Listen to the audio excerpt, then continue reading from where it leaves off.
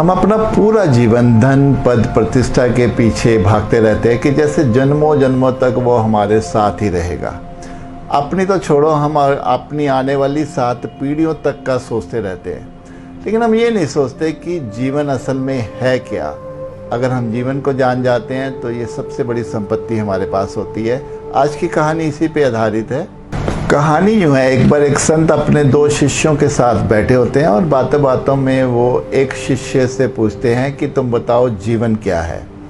तो पहला शिष्य होता है, वो कहता है कि आज जैसे सूर्य उदय हुआ और हम सूर्य को देख रहे हैं, लेकिन कल जब सूर्य उदय होगा हम उसको देख पाएंगे या नहीं, बस इतना ही जीवन है।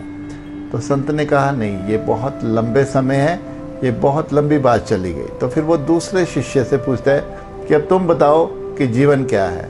तो दूसरा शिष्य कहता है कि जैसे हमने आज सुबह का भोजन किया, हम दोपहर का भोजन कर पाएंगे या नहीं, ये भी पक्का नहीं है। तो संत ने कहा नहीं, ये भी बहुत लंबा समय है, ये भी उचित नहीं है। तो दोनों शिष्य हाथ जोड़कर संत से पूछते हैं कि आप बताओ फिर जीवन क्या है।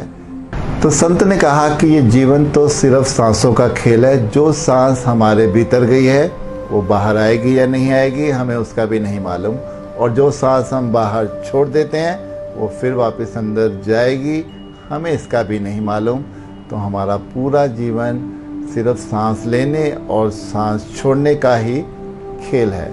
ये कहानी हमें संकेत देती है कि हम अपना पूरा जीवन अपनी कल्पनाओं को, कामनाओं को, अपनी वासनाओं को, तृष्णाओं को पूरा करने में लगा देते हैं। हमें लगता है कि वही हमारा एक्चुअल जीवन है, लेकिन जीवन को अगर हम समझें तो तभी हम इस संसार से, इस मोह से, अपनी वासनाओं से छूट सकते हैं।